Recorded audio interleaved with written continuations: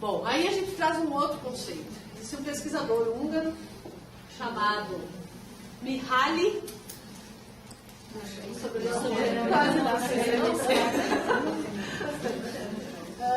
Csikszentmihalyi, acho que é isso, tá?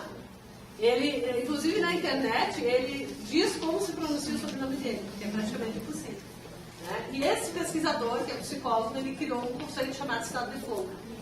E ele vai dizer que o estado de flow é um estado mental de imersão total na ação, sentimento de total envolvimento, de atenção focada, plena participação na atividade, na qual o sujeito então aplica toda a sua energia. Para que se atinja o estado de flow, tem que ter um ponto de equilíbrio entre o nível de desafio que a gente propicia e o nível de competência e habilidade do sujeito, em sincronia com o sentimento de prazer. Né? Isso não é uma coisa fácil, porque o que acontece? Conforme tu vai propiciando o desafio, aquele desafio já retroalimenta as competências e habilidades.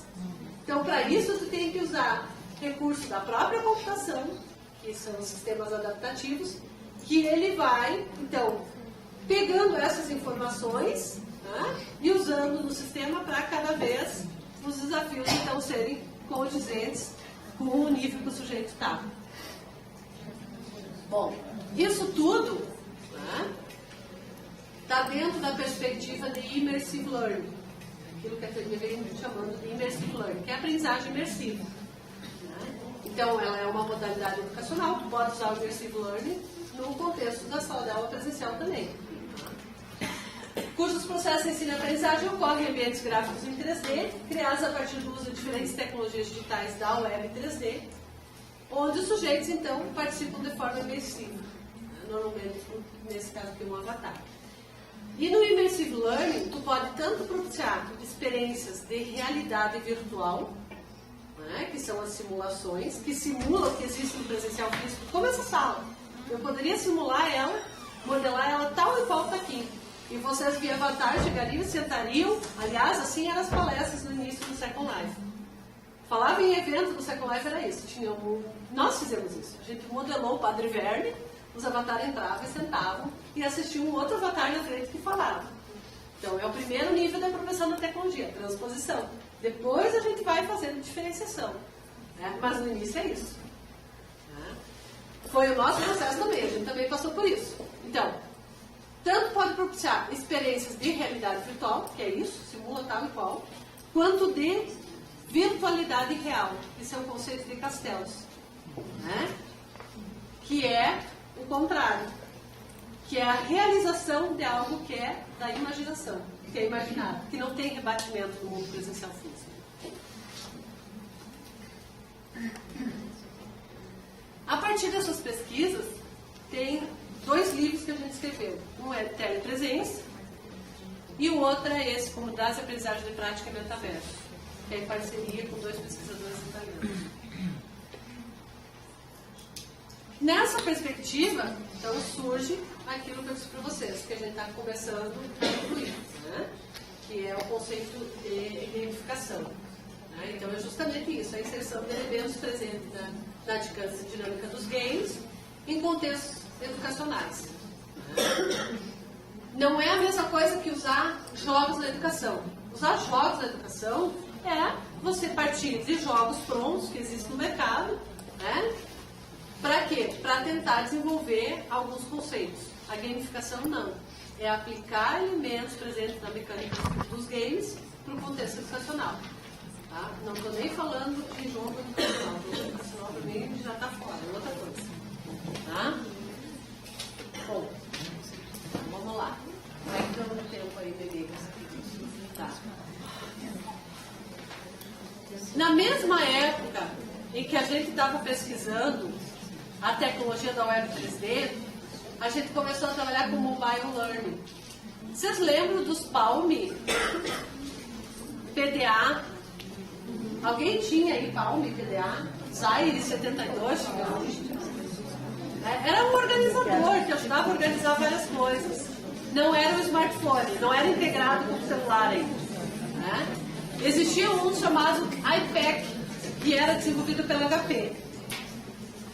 E nessa época, então, a gente criou uma aplicação que a gente chamou de Context. O que era o Context? Era competência em contexto. E foi registrado, está registrado. Nada mais era do que um AVA para dispositivo móvel. Como a gente tinha o Moodle, etc e tal, para desktop, a gente criou um ambiente virtual de aprendizagem para mobile. Tá? E aí esse ambiente tinha várias funcionalidades, perfil, planejamento, módulo aprender, né? Que ele tinha tanto ferramentas de comunicação síncrona quanto assíncrona. Perfil do sujeito, né? E com esse software foram feitos vários experimentos, tá?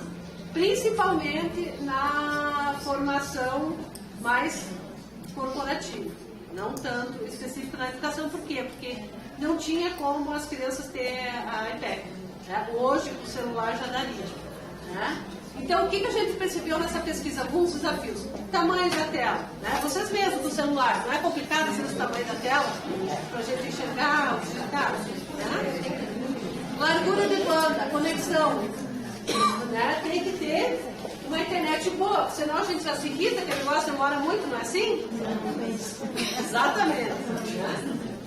Outra coisa, desenvolvimento. Sistemas não conversam. Às vezes um aplicativo bom que tu tem para iPhone não acha o mesmo para Android. E vice-versa. Né? E formação para emancipação. Emancipação vindo de freio. Tá? Então o que a gente pesquisa é que mais do que incluir digitalmente o sujeito, a gente precisa emancipá-los. O que significa emancipação digital? Né? Significa que não é necessário a cada software novo fazer um processo formativo. Porque os sujeitos têm autonomia suficientemente desenvolvida e tem um processo de autoria que permite chegar na frente do software e aprender, mexer, conversar com outros, entrar nos fóruns, discutir nas redes sociais, aí sim, redes sociais, que utilizam redes sociais. Tá? Então, o conceito de emancipação digital é mais consistente, né? Ele é mais amplo de inclusão digital. Tem uma orientanda minha de doutorado, que é do IFE, né, do Instituto Federal de Educação do Rio Grande do Sul, que está pesquisando mobile learning na formação dos professores de licenciatura em Química. Então, ela pesquisou de um ano, ó, de 23/13/2012 até maio de 2014, quantos aplicativos existiam para iPad e para iPhone vinculados à Química. Então, lá em março de 2012, existiam 259 para iPad e 519 para iPhone. Nenhum free. Todos pagos. Aqui, em 3 de maio de 2013, existiam 507 para iPad, sendo que 210 eram free e